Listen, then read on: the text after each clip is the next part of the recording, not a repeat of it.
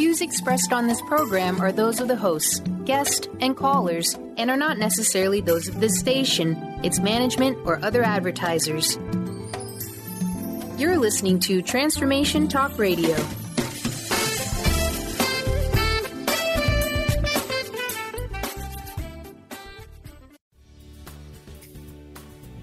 Hi everyone, this is Sherry Clark, and welcome to Courage to be Seen. This show's for anyone who longs to take charge of their life, to create more success, accomplish their dreams, and to live in inspiring ways to be powerfully visible and visibly powerful. I'll be sharing stories with you from my own career and experiences, from leading engineering teams for the last 20 years, and also from interactions I have been blessed to have with people I've met from around the world. I want to give you the tools, techniques, strategies, and inspiration so you can be the best you. You can achieve the success you desire, personally and professionally. Being authentic, confident, and empowered are the keys to success and the life that you want. You can have the courage to be seen.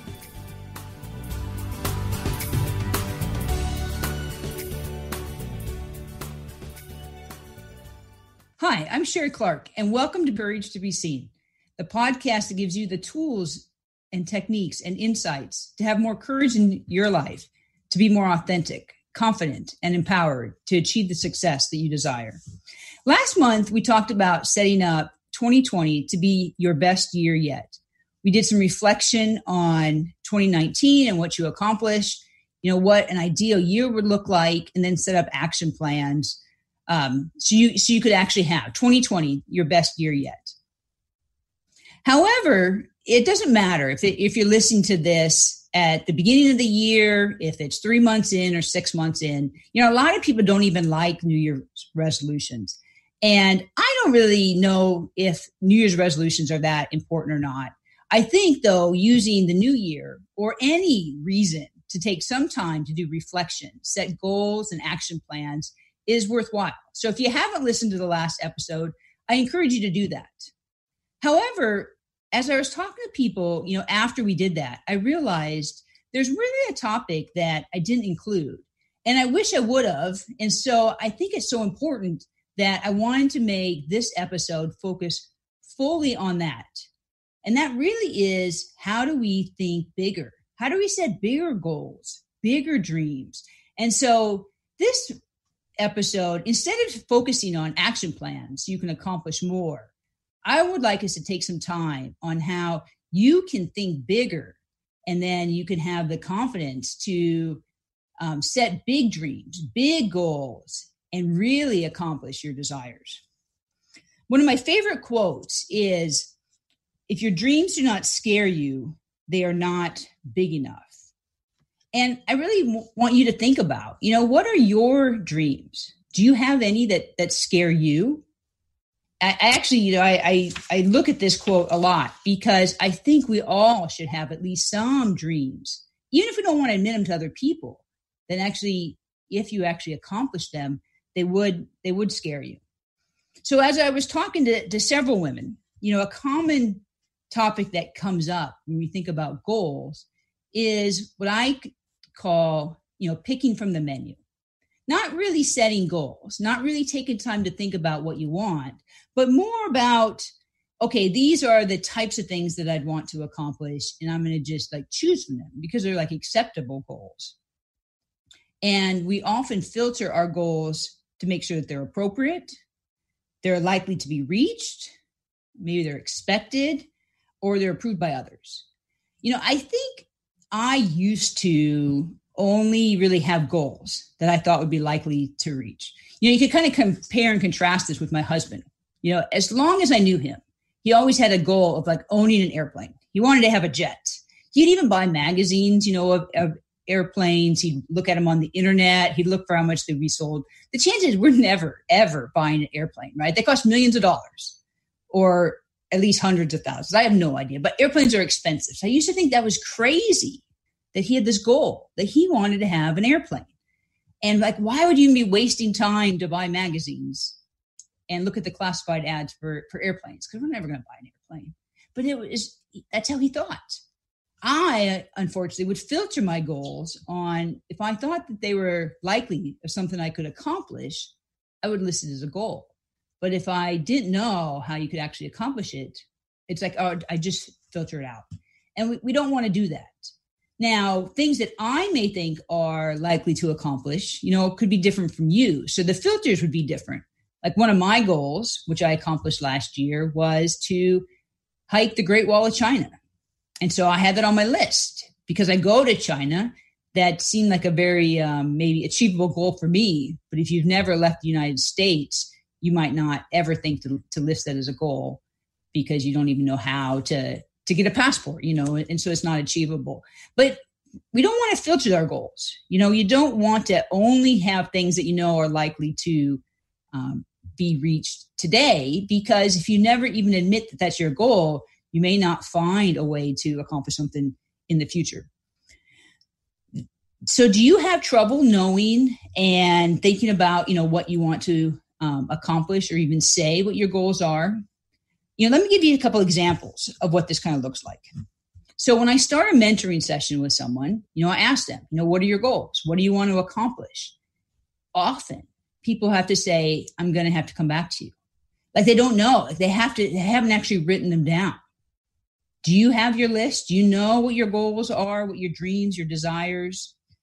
Another one that comes up a lot that I find is sometimes when I ask people that want to work with me that, all right, so what's your goal? What's your career goal? And they tell me, well, I want to be you, or I want to have your job, or I want to have a job like yours.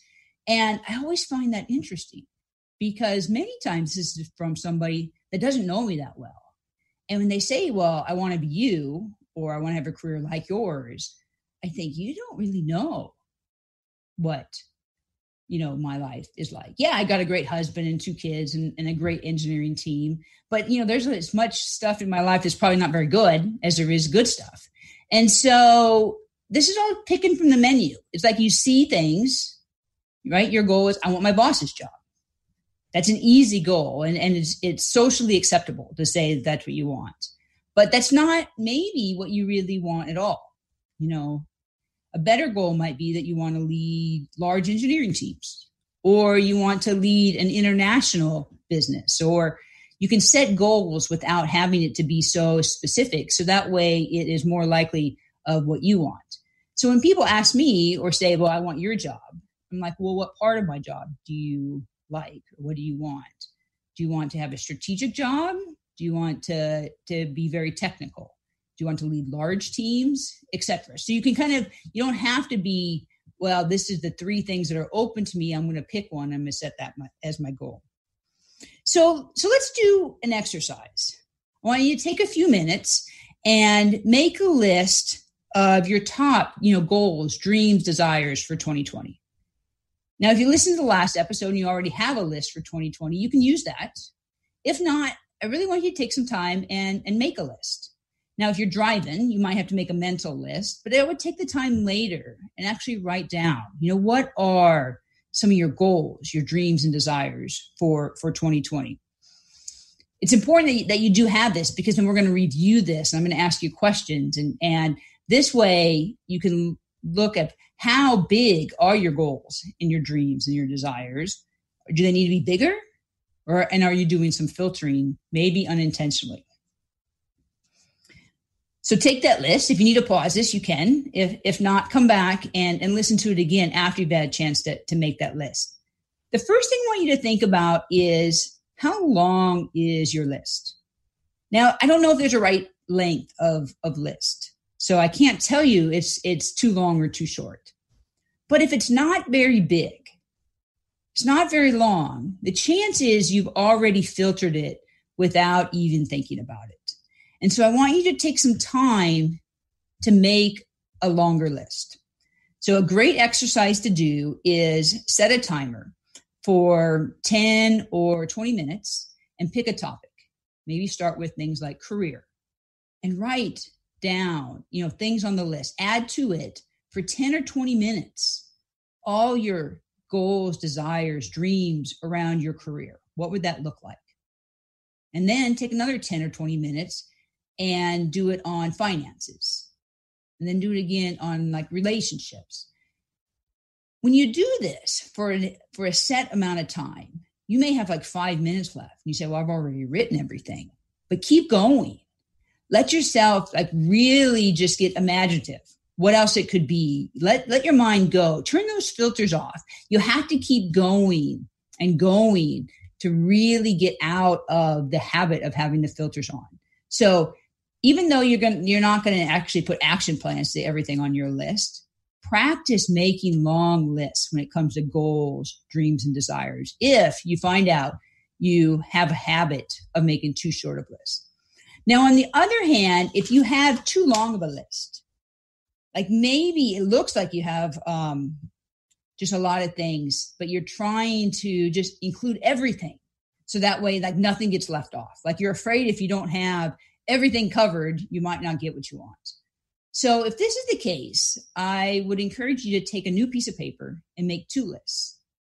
And on the top, list 1, first priority. And then on the second list, call it second priority. Then take your first list that you had and split it into these 2 lists. Take every item and put it on either first or second priority. The only key is your first priority list can't be any longer than your second priority list. This will basically make you divide the list from a priority standpoint in half. It can be tough. The first things are easy, but eventually you're like, I want to keep everything on my first priority list. And the reality is you need to identify, what things are you just putting in there so you have the fear of missing out versus what things do you really want. The next thing I want you to take your list and look at it. Can you group it into categories? Like maybe let's talk about travel and you have a dozen different places that you want to visit, but they all could be travel. So if that's the case, then, maybe your list isn't as long as you thought it is, because really doing some travel in the year would be good enough. You don't really have to hit every single place like that's on your list this year. So look and see if there are some categories that you can do. And then how many categories do you have? I'd say at minimum, you should always make sure that you have goals that cover your career, your health, finances, something around family, friends, relationships, and then also personal development. Now, you don't have to have everything categorized into these categories, but you should make sure that you have some topics on your list, at least into these items. The next thing I'd ask you is, what did you call your list? Was it a goal list? Was it a dream list? Was it a 2020 desire list? If you call your list something different, you might actually put different things on it. If you think about goals, many times we've been kind of conditioned to call them SMART goals, right? Specific, measurable, actionable. So they're things that you actually, going to put an action plan together to go do. So maybe it is, I'm going to put 2% more in my 401k this year, or I'm going to save $10 a week at Starbucks and bring my coffee or something. But very specific things that you can say, did I accomplish them or not? Now, if you say it's a 2020 dream list, how does that change kind of what your list is? Is it like farther out, more lofty goals? Maybe not even things that you thought about that you would put an action plan around, right? Maybe it's that you're going to want to live on a beach home, on the ocean. Maybe instead of saying, I want to save 2% more, in my 401k this year, you'd have a dream of, I'd like to have $1 million in the bank. I don't know what it might be for you, but you might find just by calling your list something different, that different things go on the list. Now, what if you would call that your list, your 2020 desire list? What emotion does that bring up? Now that it's a desire list, you might find that you don't even want to share it with anyone. It's like almost too personal. It's not something that, is actually to go out there. That can make people self-conscious. Like, I can tell you my goals, but I don't know if I want to tell you my desires. Like, a lot of people have that reaction. And so I'd be curious of what you named yours. And maybe you should try to give it a different name and redo the exercise. So if you have a goal list, try making a 2020 dream list. And then maybe redo the exercise one more time and make a 2020 desire list. And really then look and compare and contrast your lists and see how are they different. Are some small in terms of like, I want to save a couple dollars a week, buying coffee, or I want to change my 401k contribution. Those are all still very important things in our lives, right? But are they really, thinking bigger and what you really want to accomplish? So try making a dream list or make a desire list in addition to a goal list and see. It's just words. It really shouldn't matter, but actually, emotionally, it can trigger different things in you, and you may find it to be very, very different. The next step I'd like you to do as you look at your list, next to each item, I'd like you to rate it high, medium, or low on the likelihood that it will be accomplished in 2020. So just go through and say, yes, I think this is a highly likely I can get it done, or maybe 50-50 chance getting done. And then the last one, less than 25% chance we'll probably actually get it as written accomplished in 2020. And then go back through and count up how many highs are on your list, how many mediums, and how many lows. Now, I know I'm always talking about taking action. And we want to make plans that are actionable. So then you'd say, we should have our list full of things that are likely to get done. And look, I put an action plan together and everything is high on my list. That might be what your list looks like. And that we're kind of conditioned for that. In reality, though, we want to have some things that are high and likely to be accomplished, but we actually want some medium and lows on our list too. Because some of the lows, maybe you can still get them accomplished, but maybe it's low because you don't know how you're going to get it accomplished. You're going to need some help from somebody. And if everything is high, the chances you did some filtering and you're not thinking big enough. So depending on how your list looks, take 5, 10, 20 minutes, do some brainstorming and add to your list so you have a better balance between high, medium, or low. And this is another one of those things that it's not science of exactly, it needs to be, 30%, 30%, 30%. You maybe want to have 50% likely to be accomplished. And 10% are lows, not that likely to be accomplished next year. But figure out what works for you. But make sure you have some of each. You want to have some big, lofty goals that challenge yourself. It doesn't mean you're not going to work on them, but they really do push the limit. And then you want to have things that, help keep you moving forward and keep that momentum. The next step, I want you to look at each thing on your list and ask yourself, why did you put it on your list? Is it really your dream? Is it your goal? Or is it really someone else's? If it's someone else's, I would say take it off your list. You don't need to have it there. You don't want to focus on it anymore. A lot of times, maybe somebody studied something in college that their parents wanted to them. So now they have this career that they don't really want, but it's kind of what was expected of them. Is a great example or something to think about. But think about the things on your list. Which ones are really yours and keep them? The things that aren't yours, if it doesn't motivate you, if it doesn't get you, wanting to go and start taking action, then you may just want to cross it off, which is okay because it's your list.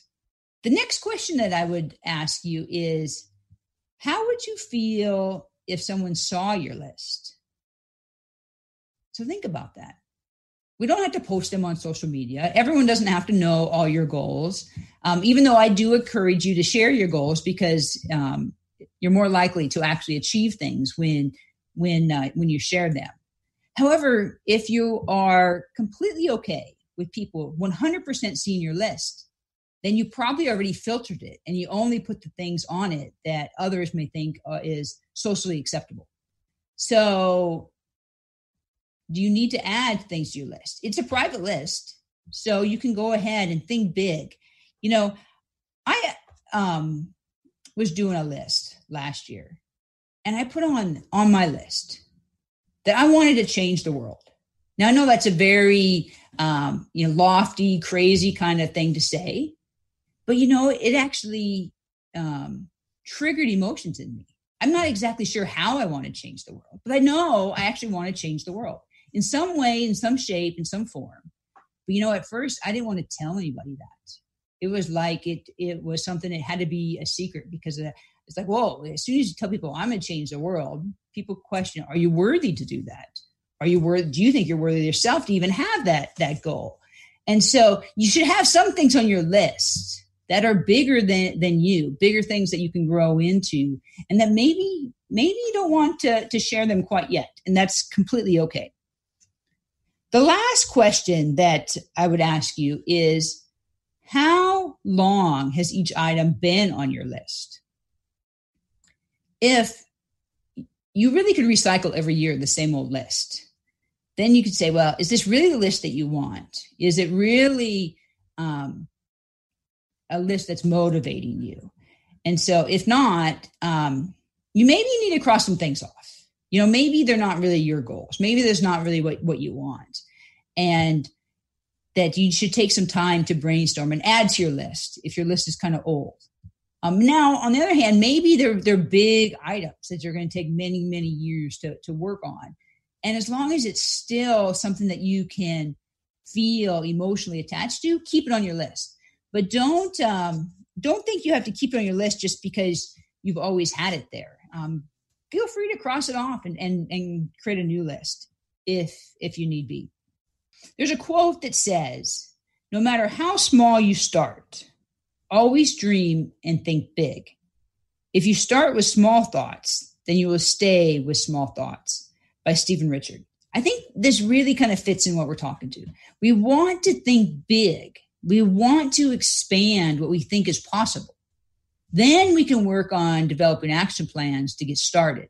And maybe, the initial achievements will be small, but at least if they're in the direction of your big, lofty goals and dreams and desires, then you will find out that you will achieve just so much more. So I want you to start out with a clean sheet of paper. On the top, write 2020 and then pick. Is this your 2020 goals, dreams, or desires list? Maybe you want to put them all on there, goals, dreams, and desires. So that way you don't filter and you let all those emotions come up of what the list should be. Create a new list.